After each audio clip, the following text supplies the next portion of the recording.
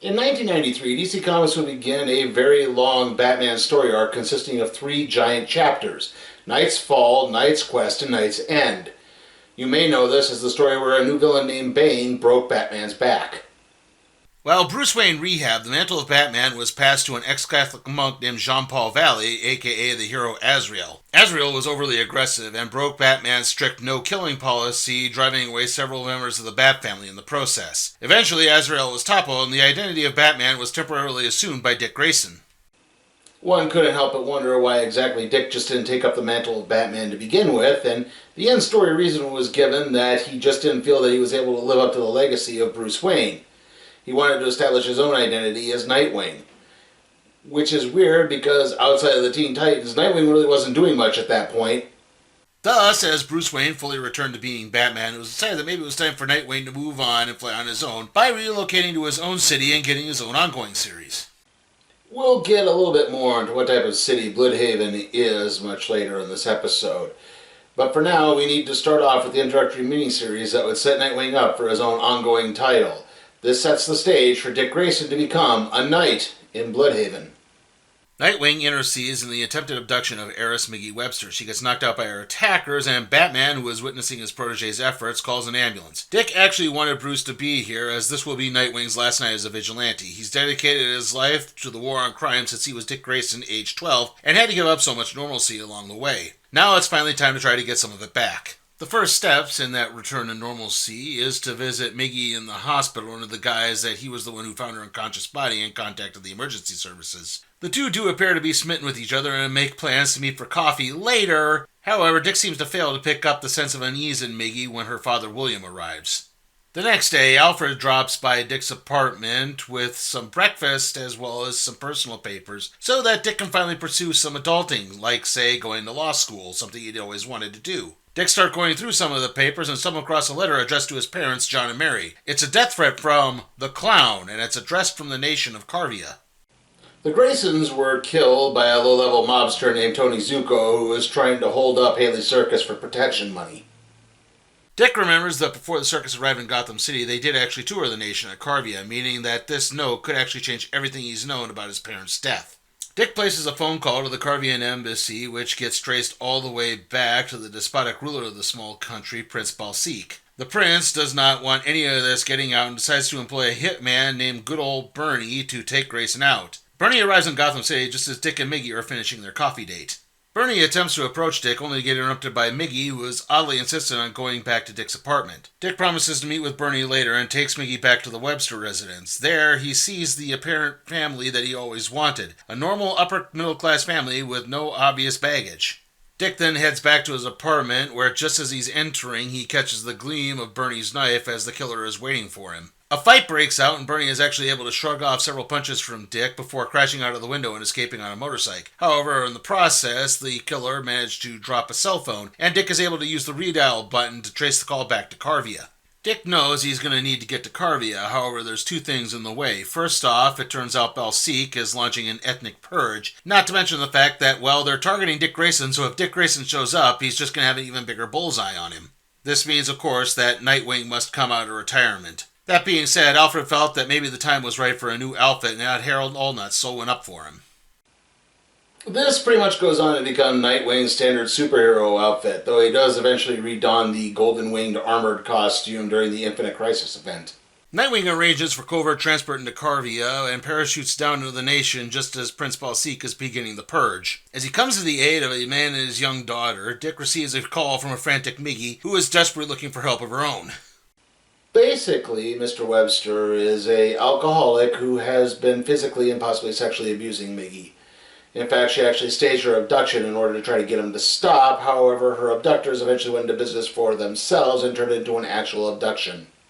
In exchange for the rescue, the father agrees to help Nightwing get into the royal abode. As it turns out, he's the prince's personal chef. Of course, soon after entering the structure, the father betrays Nightwing by bonking him on the head and bringing him before the prince. The father is looking to guarantee the safety of his family, which, of course, the prince naturally accepts.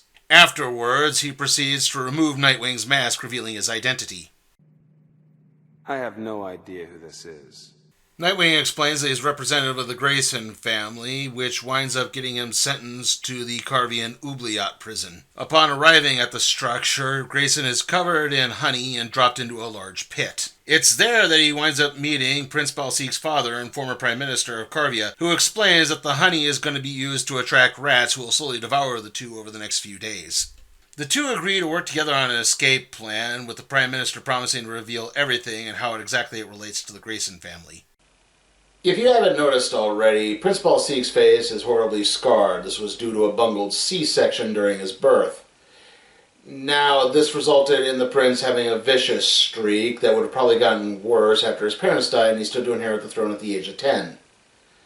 To that end, the Prime Minister went into business for himself and had his son Kemper surgically altered to resemble the prince, and then lured the prince to Haley's Circus, where the Prime Minister, dressed as a clown, assassinated the prince. However, this act wound up being witnessed by the Graysons, who were practicing their routine at the time. The Prime Minister had no other choice but to send the threatening note and follow the circus back to Gotham, only to chicken out at the last second and decide to head back to Carvia, where he soon heard about the incident with Tony Zuko.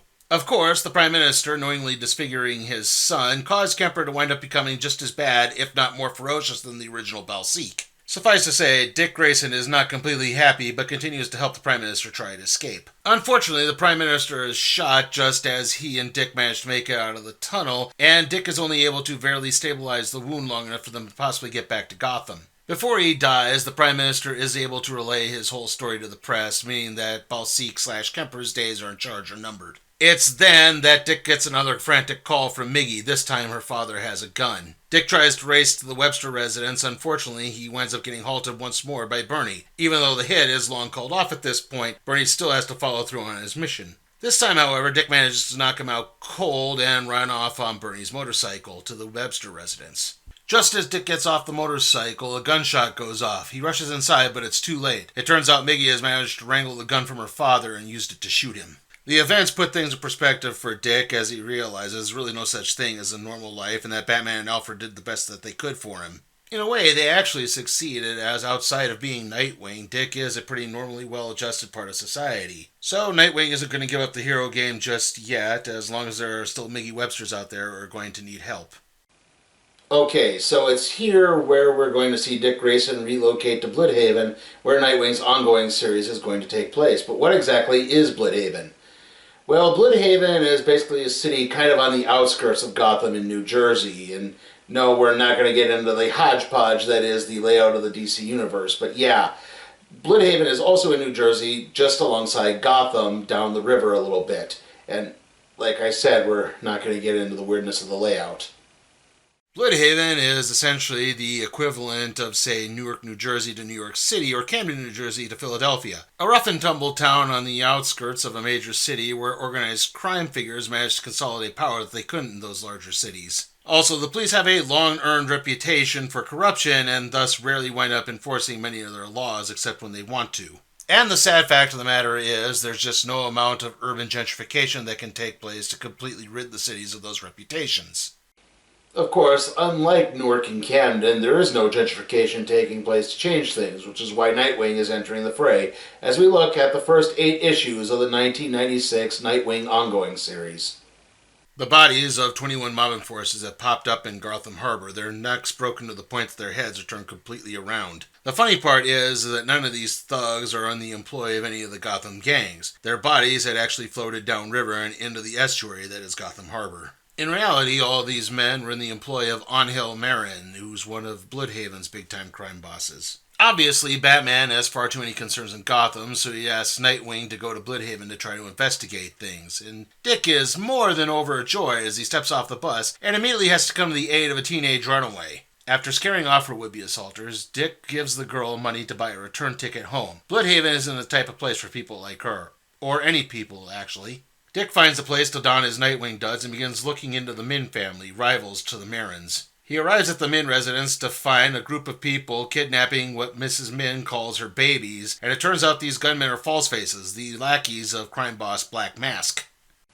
Roman Shaughness was the child of Gotham City socialites who were so neglectful they quite literally dropped him on his head shortly after he was born. However, Ronan grew up and eventually tried to take over the family cosmetics company until he accidentally rushed out a product that wound up disfiguring several people. Bruce Wayne managed to bail the company out and fire Ronan. However, Roman wound up swearing vengeance and carved a mask that was out of the black stone on his parents' graves. To that end, he set out to become a crime boss and take over the Gotham underworld. And yes, I am aware of the 1960s Batman television series referenced by the fact that his underlings are called false faces. Nightwing takes off after the false faces and leaps onto their getaway vehicle. Desperate to save the children, he rips open their holding container only to find a refrigerated briefcase. It turns out that the babies in question are eggs being stored for the purposes of in vitro fertilization. A struggle breaks out between Dick and the leader of the false faces, and he eventually gets thrown overboard carrying the briefcase into the river.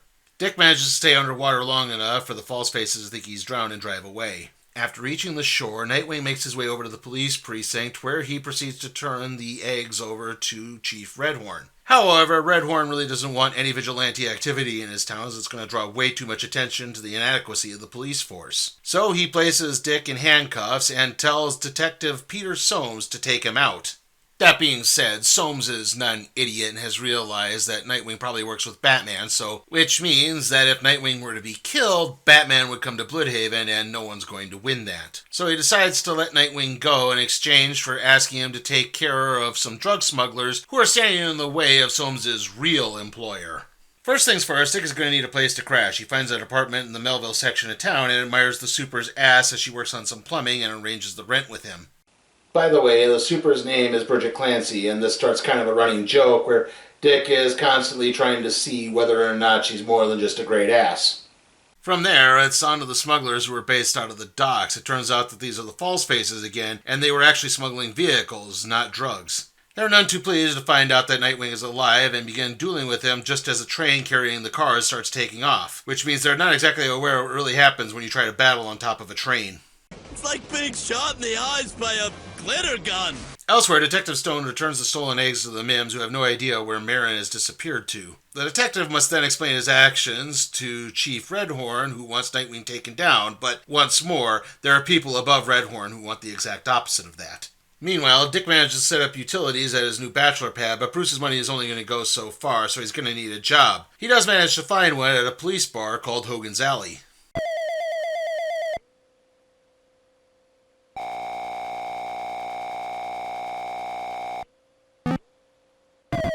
Dick is able to land the job by pretending to be a wannabe crime novelist looking for source material. From there, Nightwing moves on to talking with Detective Soames again. This time, the detective points Nightwing in the direction of Angel Marin's chief bookie, Suleiman Thomas Ali. However, just as Dick begins interrogating the young man, he winds up getting attacked by none other than the false faces again.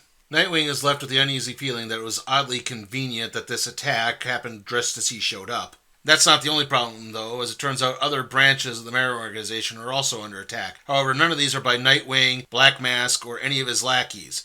They're by Lady Vic. Lady Vic, short for Victim, is part of an aristocratic family of assassins who often used very old-timey weaponry in their business.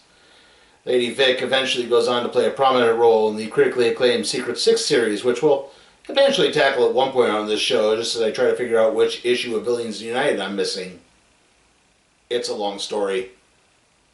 It turns out that Angel Marin hired Lady Vic and disappeared before paying her, and she's looking for Maxwell Reed, Marin's chief attorney and likely consigliere. Coincidentally, Detective Soames also points Nightwing in the same direction as Reed. Dick then has to return to Hogan's Alley to do his job.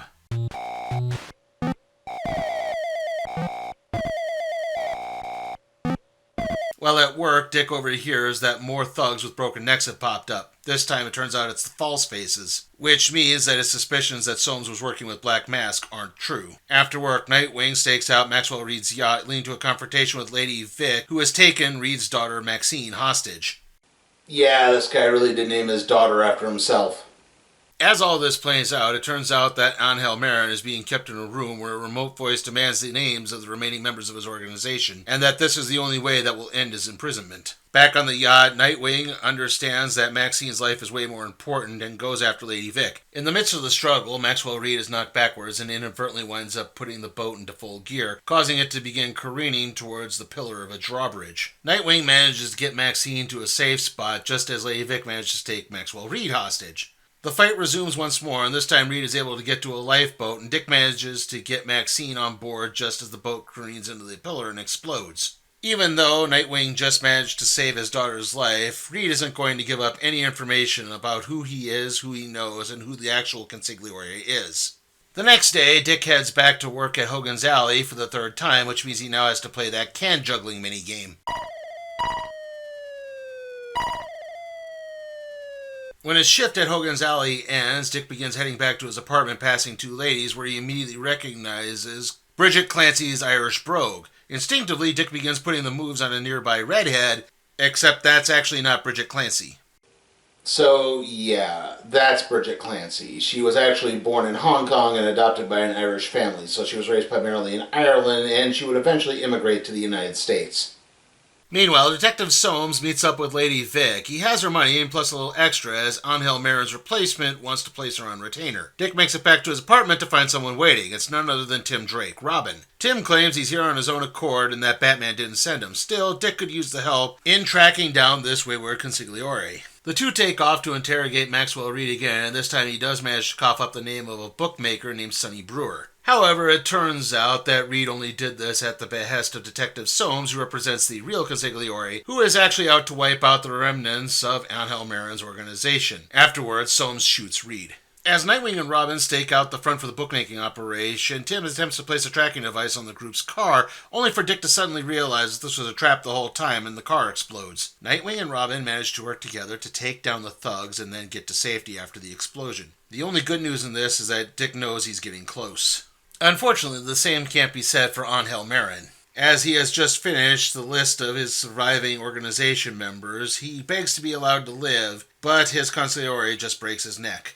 As the days go by, Nightwing tries to fight his way through the remnants of Marin's organization, but turning up very little. Finally, though, he manages to hit on one spot as he's informed by a thug that Marin skipped town and a new guy has taken over this organization. This new guy is pretty reclusive, but it is known that he's put up some very high-end round-the-clock care at a nearby nursing home. Well, Nightwing stakes out the nursing home to absolutely no effect. Chief Redhorn, Detective Soames, and the rest of the police manage to turn up Angel Marin's corpse in a barrel. Nightwing turns to Oracle to look up information on this nursing home, and she manages to turn up a list of patients receiving the type of care described by the thug. One name stands out: Joyce Desmond. Way back in episode 49 of the Random Trade Review, we covered a DC crossover event called Legends that featured the debut of the Suicide Squad, including a member named Mark Desmond, aka Blockbuster. A member who was so prominent that he was quite literally killed on his first mission by a giant lava creature. Now, Mark had a brother named Roland Desmond, who wound up becoming a new Blockbuster after being treated with several experimental steroids to treat an illness. However, this actually cost him a lot of his intelligence, so he would later broker a deal with a demon named Neuron to boost his intelligence, and yes, this is the Blockbuster who's been running things in Bludhaven. Since Blockbuster's last known whereabouts were in Central City, Dick places a call to longtime friend Wally West to learn what he can.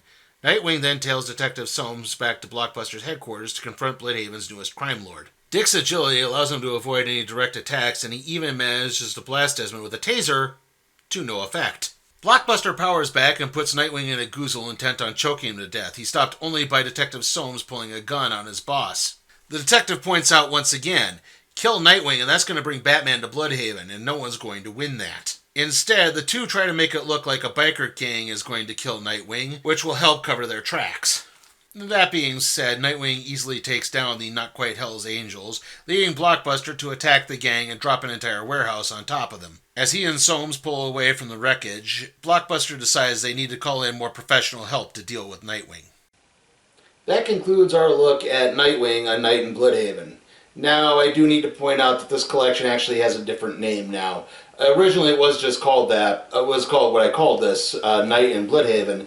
However, it was recently re-released under a new name, which was just Bludhaven, which doesn't feel as good in my opinion. And, well, when I originally put it into the randomizer, it was A Night in Bludhaven, so that's where I ran with. Anyway, how was the story? Well, I think on the plus side, there's some really nice artwork throughout all of this. It's really steady. It's not overly goofy. I mean, yes, we did have the return of Greg Land on this show, but this is definitely early Greg Land, so it's not so stiff pose heavy. There's a little bit of it here and there, but it's not as bad as he would get eventually. And I do think there's some nice characterization throughout all of this. You pretty much know who's good, who's bad, and even who's in the middle. And I like the setting of Bludhaven. I like the idea of this town that's just under this rule of corruption that they can never truly seem to escape from, and Nightwing getting there to try to save it somehow. And it's just really well done, and there's some really good parts to all of that.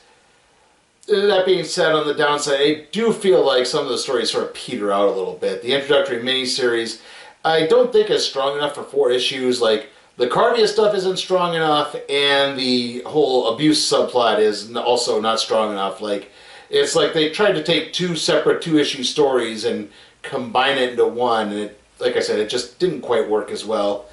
And I would also say the ending of the ongoing, well, this first arc of the ongoing series with Blockbuster and everything also kind of peters out a little bit.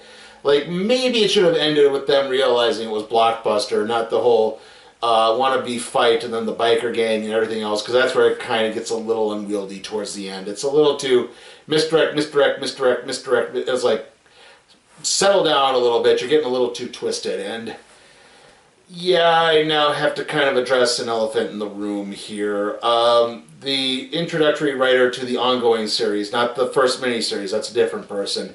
I'm not going to say his name, but if you've known anything about him, you would know that he is very, very anti-LGBTQ. He's deeply conservative, like, let's just say on a scale of Chris Pratt to J.K. Rowling, he's more like a Westboro Baptist church. So yeah, if you don't agree with those types of politics, I would understand if you wouldn't ever think you should read this. I admit he's very talented, this is a very well done story, but he's also a colossal dickhead. So yeah, I would understand if you want to avoid it. So yeah, again, unfortunately, because of that, it really does drag this a ways down in my book, unfortunately. I'm not one of those I can separate art from the artist too easily. So yeah, I'm going to have to give Nightwing, A Night in Bludhaven, a C. Like I said, I did really like parts of this, but it just kind of makes me feel gross reading it sometimes, you know? So with that in mind, let's see what we're doing next time on the Random Trade Review.